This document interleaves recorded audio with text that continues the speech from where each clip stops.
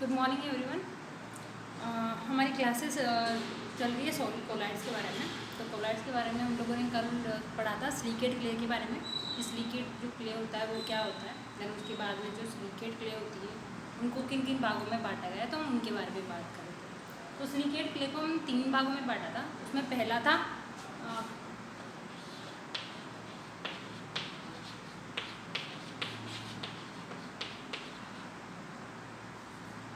केओलिनाइट, ठीक है। दूसरा था मोल्टमोरिलोनाइट और तीसरा क्या था, इलाइट, ठीक है। यहाँ तक चीज़ें क्लियर हो गई थी। तो केओलिनाइट हमने पढ़ लिया था कि केओलिनाइट जो होता है उसमें क्या होता है, केओलिनाइट खनिज पदार्थ ज़्यादा पाया जाता है, तो इस वजह से इसका नाम क्या रख दिया गया था, केओलिनाइट कोलाइट रख दिया गया था। दूसरी बात हम लोगों ने इसकी संरचना की बात की। तो संरचना में क्या लिखा था हम लोगों ने कि अगर हम इसकी संरचना की बात करें तो इसमें एक परत एल्यूमिना की और एक परत किसकी पाई जाती है, सिलिका की पाई जाती है। इसलिए इसको क्या कहा जाता है, 1:1 टाइप मृतिका भी कहा जाता है। यहाँ तक चीज़ें पढ़ ली थी हमने। इसका इसकी रासायनिक संरचना भी देखी थी, जिसके अंदर क्या था कि इस तरीके से एक परत होती है इसमें एल्यूमिना की और एक परत होती है सिलिका की।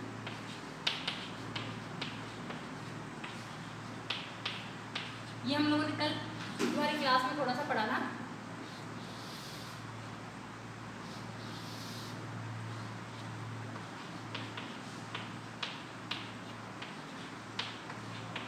ठीक है, इसमें क्या कहा था कि एक परत इसमें एल्यूमिना की होती है और एक परत किसकी होती है, सिलिका की होती है। इस वजह से इसको क्या कहा गया था, 1:1 टाइप मृतिका भी कहा गया था। ठीक है। अब दूसरी बात कही जाए तो इसमें ये एक बात ये कही थी कि जो 2 परतें होती है, एक परत एल्यूमिना की, दूसरी परत होती है सिलिका की। ये दोनों परतें आपस में या तो ऑक्सीजन या फिर हाइड्रोक्सिल आयन के बंध के द्वारा जुड़ी होती है। किसके द्वारा, या तो ये ऑक्सीजन के द्वारा जुड़ी होती है या फिर हाइड्रोक्सिल आयन के बंध के द्वारा ये आपस में जुड़ी होती है, जो कि एक कमजोर बंध माना जाता है। ठीक है। इसी में तीसरी बात क्या कही गई थी कि जो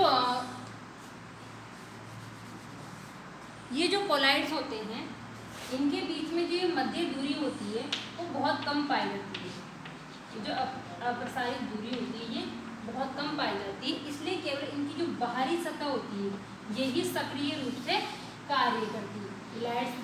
केओलिनाइट की केवल जो बाहरी सतह होती है यही सक्रिय रूप से कार्य करती है, जिसके कारण ये कैसे होती है, ऋणावेशित होती है। तो ये किसको आकर्षित करती है, धन आयनों को आकर्षित कर पाती है। केवल इसकी बाह्य सतह ही धन आयनों को आकर्षित कर पाती है। अगर हम बाकी जो केओलिनाइट्स के बारे में पढ़ेंगे तो उनकी और भी सतह क्या होती है, धन आयनों को आकर्षित करती है। केवल इसकी केवल बाह्य सतह ही धन आयनों को आकर्षित कर पाती है। इस वजह से क्या होता है, इसमें जो केओलिनाइट्स के गुण होते हैं वो कम पाए जाते हैं बाकी कोलाइड्स की अपेक्षा। यहाँ तक की चीज़ें भी हम लोगों ने कल वाले इसमें लेक्चर में डिस्कस कर ली थी। ठीक है। उसके बाद इसमें क्या कहा गया था कि ये केवल बाह्य सतह ही क्या होती है, इसमें धन आयनों को आकर्षित कर पाती है, इसलिए इसमें धन आयनों की मात्रा कम पाई जाती है, जिसके कारण इस जो केओलिनाइट जो कोलाइड्स होते हैं इनमें कोलाइड्स के या मृदा कोलाइड्स के गुण कम पाए जाते हैं। कोलाइड्स के कौन से गुण, मृदा कोलाइड के कौन से गुण, जैसे ससंजन हुआ, आसंजन हुआ, ऊर्णिपिंडन हुआ, विऊर्णिपिंडन हुआ, पारगम्यता हुई, तो और फैलना व सिकुड़ना, ये सारी चीज़ें इसमें क्या होगी, कम पाई जाएंगी। यानी कोलाइड्स के जो गुण होते हैं वो कम पाए जाएंगे। अगर कोलाइड्स के गुण कम पाए जाएंगे यानी कोलाइड्स का प्रभाव इसमें कम होगा तो इसमें पोरोसिटी, जिसे हिंदी में कहते हैं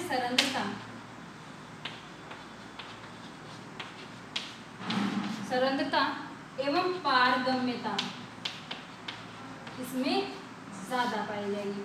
कोलाइड्स के गुण तो इसमें कम पाए जाएंगे, परंतु साथ ही साथ पोरोसिटी व पारगम्यता की मात्रा इसमें ज़्यादा पाई जाएगी। क्यों पाई जाएगी, क्योंकि ग्राम थॉमस ने क्या कहा था कि कोलाइड केवल वो कण माने जाएंगे जो कि पारेगम में जो झिल्ली थी, जंतु झिल्ली थी, उसमें से नीचे नहीं गुजर पाएंगे।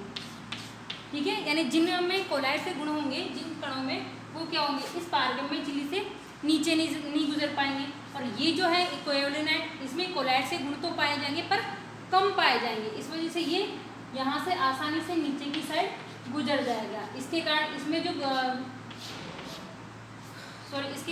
जो वो कैपेसिटी होगी कौन सी, सरंध्रता और पारगम्यता की, वो क्या होगी इसमें ज़्यादा होगी, परंतु इसमें जो बाकी प्रभाव है जैसे कि स्वसंजन आसंजन हुआ, ये सब चीज़ें इसमें कम पाई जाएगी। अब अगर हम केओलिनाइट के रासायनिक सूत्र की बात करें तो केओलिनाइट का रासायनिक सूत्र होता है Al4 Si4, ऑक्सीजन इसमें 10 होते हैं, और हाइड्रोक्सिल की बात करें तो इसमें 8 पाई जाएगी, यानी इसमें 4 परतें होंगी तो 2 इसकी, यानी ऑक्सीजन में एल्यूमिनियम की मात्रा कितनी पाई जाएगी, 4 पाई जाएगी, सिलिका की 4 पाई जाएगी, ऑक्सीजन इसमें 10 पाई जाएंगे, और हाइड्रोक्सिल आयन की मात्रा इसमें केवल 8 पाई जाएगी। और ये होता है इसका रासायनिक सूत्र। तो केओलिनाइट समझ में आ गया। केओलिनाइट में क्या होगा, यानी ये केओलिनाइट खनिज से बने होंगे, बाकी इसकी रासायनिक सूत्र इस प्रकार से होगा, ये इसकी रासायनिक संरचना होगी, इसमें केवल बाह्य सतही क्या होगी, सक्रिय होगी, जिससे धन आयनों को आकर्षण होगा पर बाकी की अपेक्षा कम होगा, और बाकी की अपेक्षा कम होगा तो इसमें क्या होगा, बाकी जो अपने कोलाइड्स के गुण होंगे वो भी बाकी की अपेक्षा कम पाए जाएंगे। ठीक है, यहाँ तक समझ में आ गया। अब बात करते हैं हम दूसरे प्रकार की, यानी मोंटमोरिलोनाइट। अगर हम मोंटमोरिलोनाइट की बात करें तो मोंटमोरिलोनाइट के बारे में क्या कहा गया है, ये केओलिनाइट का वह समूह होता है जिसमें क्या होगा, मोल्टमोरिलोनाइट खनिज पदार्थ की मात्रा ज्यादा पाई जाएगी। दूसरा क्या था, मोंटमोरिलोनाइट।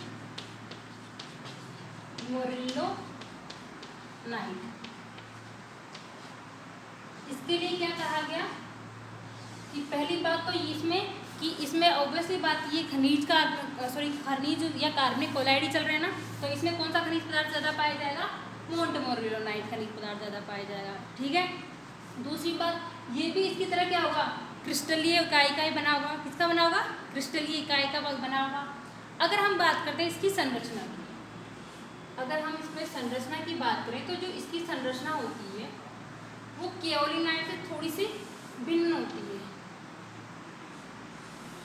अगर इसकी रासायनिक संरचना की बात करते हैं तो जो इसकी रासायनिक संरचना होती है वो केओलिनाइट जो होता है उसकी अपेक्षा थोड़ी सी अलग होती है, जिसके कारण इसमें क्या होता है, कोलाइड्स के गुण भी केओलिनाइट की अपेक्षा ज़्यादा पाए जाते हैं। कैसे, इसमें क्या कहा गया है कि इसमें क्या होता है, 2 परतें होती है सिलिका की और एक परत होती है एल्यूमिना की। यानी इसके अंदर क्या कहा गया है कि मोंटमोरिलोनाइट वह खनिज पदार्थ होते हैं जिसके अंदर 2 परतें तो पाई जाएगी किसकी, सिलिका की, और एक परत पाई जाएगी इसमें किसकी, एल्यूमिना की पाई जाएगी। इस वजह से इसको 2:1 टाइप मृत्तिका भी कहा जाता है। इसमें 2 परतें पाई जाएगी सिलिका की, एक परत पाई जाएगी एल्यूमिना की। इसके कारण पहली वाली में क्या था, 1 एल्यूमिना 1 सिलिका थी, इस वजह से उसको क्या कहा गया था, 1:1 टाइप मृदा कहा गया था। इसमें क्या होगा, 2 जो परतें होगी वो होगी सिलिका की, एक परत होगी एल्यूमिना की। इसके कारण इसको क्या कहा गया है, 2:1 टाइप की मृत्तिका भी कहा जाता है। ठीक है, अब यहाँ की बात करें तो यहाँ की जो दूरी होती है इन 2 कोलाइड्स के बीच की, वो दूरी क्या होती है, केओलिनाइट की अपेक्षा ज़्यादा होती है। थी ना, हम लोगों ने उसमें चित्र में भी देखा था कि इसकी जो दूरी है क्या होगी, ये केओलिनाइट की अपेक्षा ज़्यादा पाई जाएगी। इस वजह से इसमें बाह्य सतहों के साथ साथ ये जो आंतरिक सतह होती है ये भी धन आयनों को आकर्षित करने का काम करती है। यानी इसमें तो केवल क्या होता, बाह्य सतह क्या कर रही थी, धन आयनों को आकर्षित कर रही थी। इस वाले में क्या होगा, बाह्य सतहों के साथ साथ आंतरिक जो सतह होती है वो भी धन आयनों को आकर्षित करने का काम करती है। कैसे, तो इसका इस संरचना किस प्रकार बनेगी, इस तरीके से।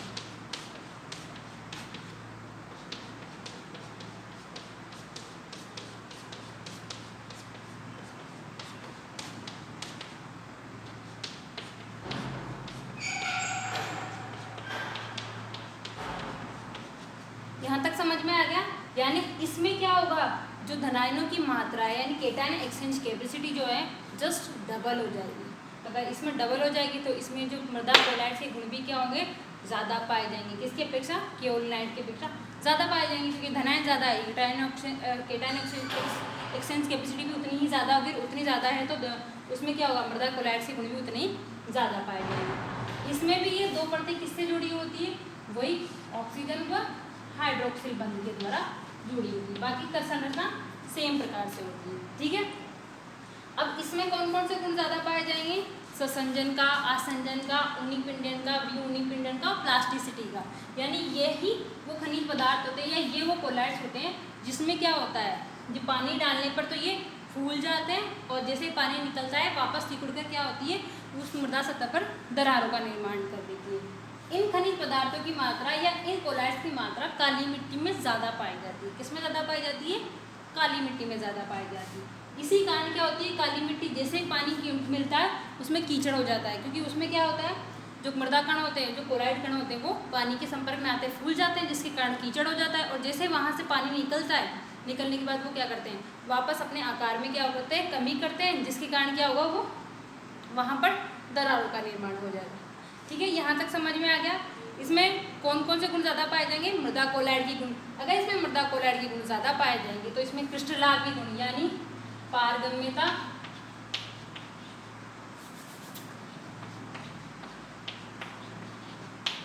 और सरंध्रता ज़्यादा पाई जाएगी या कम पाई जाएगी? ऑब्वियसली बात है, ये ज़्यादा पाए जा रहे हैं, कोलाइड से गुण कम ज़्यादा पाए जा रहे हैं, तो ये इनकी मात्रा क्या हो जाएगी, कम पाई जाएगी, जिसके कारण वो कीचड़ बन जाते हैं। ठीक है, अगर हम इसके रासायनिक सूत्र की बात करें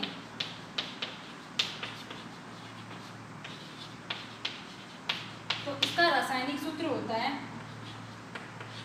Al4 Si8, ऑक्सीजन की मात्रा जस्ट डबल, परंतु हाइड्रोक्सिल आयन की मात्रा कम हो जाती है। यानी उसकी अपेक्षा इसमें क्या होता है, जब सिलिका की परतों की मात्रा बढ़ती है तो सिलिका का जो भार है वो भी बढ़ जाएगा, सिलिका के साथ साथ ऑक्सीजन की मात्रा भी जस्ट डबल हो जाएगी, परंतु हाइड्रोक्सिल आयन की मात्रा इसमें केओलिनाइट की अपेक्षा कम होगी। तो इस प्रकार का होता है मोन्टमोरिलोनाइट। आई थिंक यहाँ तक समझ में आ गया होगा मोन्टमोरिलोनाइट में क्या होगा और कैसे ये काम करता है। ठीक है, नेक्स्ट और लास्ट अपन बात करते हैं इलाइट के बारे में, यानी सिलिकेट का लास्ट वाला जो कोलाइट होता है वो क्या कहलाता है, इलाइट कहलाता है।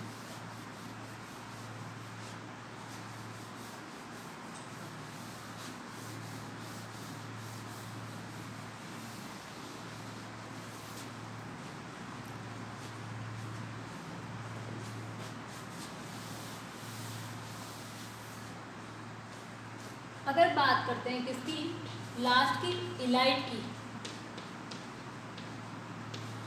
जिसको हम हाइड्रस माइका भी कहा जाता है,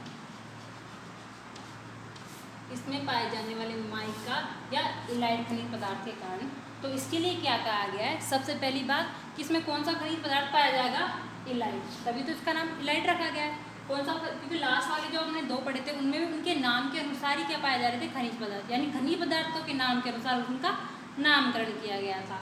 तो इसमें भी कौन सा खनिज पदार्थ पाया जाएगा, इलाइट खनिज पदार्थ। ठीक है, अगर हम इनकी संरचना की बात करें तो संरचना के लिए क्या कहा गया है कि ये भी क्रिस्टलीय इकाई होती है, परंतु जो इनका आकार होता है वो मोन्टमोरिलोनाइट और केओलिनाइट की अपेक्षा ज़्यादा होता है। यानी ये जो क्या होता है, आकार में थोड़े बड़े होते हैं। बाकी जो दो थे केओलिनाइट और मोन्टमोरिलोनाइट, उनकी अपेक्षा ये आकार में बड़े होते हैं। क्यों होते हैं, उसका एक रीज़न है। अगर संरचना की बात करें तो इसकी जो संरचना होती है वो एज इट इज जो मोन्टमोरिलोनाइट होती है उसी की संरचना के समान होती है। इलाइट की संरचना मोन्टमोरिलोनाइट जो खनिज पदार्थ है, कोलाइड्स होते हैं, उन्हीं के समान पाई जाती है। यानी इनमें भी क्या होता है, दो परतें किसकी होती है, सिलिका की होती है, और एक परत किसकी होती है, एल्यूमिना की होती है। दो परतें किसकी होती है, सिलिका की होती है, और उसमें भी एक परत किसकी होती है, एल्यूमिना की होती है। इसके कारण इसको भी क्या कहा गया है, 2:1 टाइप मृतिका। यानी अगर संरचना में देखा जाए तो संरचना में ये भी कैसी होगी, मोन्टमोरिलोनाइट के समान ही होगी, परंतु इनका आकार ज़्यादा बड़ा होगा। और अगर परतों की बात करें तो इनमें परतों में क्या होगा, दो उसी मोन्टमोरिलोनाइट के समान ही दो परतें किसकी होगी, सिलिका की होगी, एक परत किसकी, एल्यूमिना की होगी। आकार बड़ा इस वजह से पाया जाता है क्योंकि जो क्या होता है, केओलिनाइट में ये केवल ये सतह क्या कर रही थी, धन आयनों को आकर्षित कर रही थी। मोन्टमोरिलोनाइट में बाहरी के साथ साथ जो आंतरिक सतह थी वो भी क्या कर रही थी, धन आयनों को अपनी तरफ आकर्षित कर रही थी। इसमें क्या होगा, जो आंतरिक सतह होती है इसमें धनायनों के स्थान पर पोटाश आ जाता है। किसके धनायनों के स्थान पर कौन आ जाता है, पोटाश आ जाता है। यानी बाह्य, केवल इसकी भी केवल जो बाह्य सतह होगी वही धनायनों को आकर्षित कर पाएगी, परंतु जो आंतरिक सतह होगी उसमें धनायनों के स्थान पर पोटाश आ जाता है, जिसके कारण इनका जो आकार होता है वो दोनों बाकी जो दो थे उनकी अपेक्षा ज़्यादा होता है। अब इनमें धनायनों को केवल बाह्य सतह आकर्षित कर पाएगी, दोनों परतें वो सेम ऑक्सीजन के द्वारा जुड़ी होगी, सेम बाकी संरचना वैसी ही होगी, परंतु इसमें केवल बाह्य सतह ही क्या करेगी, धनायनों को आकर्षित कर पाएगी सक्रिय रूप से, और अंदर वाली सतह पर कौन पाया जाएगा, पोटाश पाया जाएगा। इस वजह से इनमें क्या होता है, जो अपने मृदा कोलाइड्स के गुण होते हैं वो केओलिनाइट की अपेक्षा तो ज़्यादा पाए जाएंगे, परंतु मोंटमोरिलोनाइट की अपेक्षा कम पाए जाएंगे, यानी बीच में पाया जाएगा। इनमें मृदा कोलाइड्स की मात्रा कैसी होगी, अपने केओलिनाइट की अपेक्षा तो ज़्यादा होगी, परंतु मोंटमोरिलोनाइट की अपेक्षा कम पाई जाएगी। वो उसमें पोटाश है बीच में, तो इसका कुछ तो एडवांटेज होगा ना, तो इसकी वजह से ये क्या होगा, इसमें दोनों के बीच में पाया जाएगा। अगर हम इसमें बाकी देखा जाए तो रासायनिक सूत्र की बात करें तो इसका जो रासायनिक सूत्र होता है वो भी एज इट इज जो मोंटमोरिलोनाइट का सूत्र था सेम उसी प्रकार का होता है, परंतु इसमें प्रॉब्लम ये आ जाती है कि इसमें आगे की साइड पोटाश जुड़ जाता है, क्योंकि इसमें पोटाश पाया जा रहा था, इस वजह से इसमें आगे की साइड पोटाश का संयोग हो जाता है। इस प्रकार से ये कहलाती है इलाइट। तो आपको केओलिनाइट समझ में आ गया होगा, मोंटमोरिलोनाइट समझ में आ गया होगा और लास्ट में इलाइट समझ में आ गया होगा। तो ये हो गया अपने सिलिकेट क्ले, जो सिलिकेट क्ले कोलाइड थे वो कंप्लीट हो गए। नेक्स्ट जो कोलाइड बचते हैं वो हम नेक्स्ट क्लास में पढ़ेंगे, ठीक है। Thank you.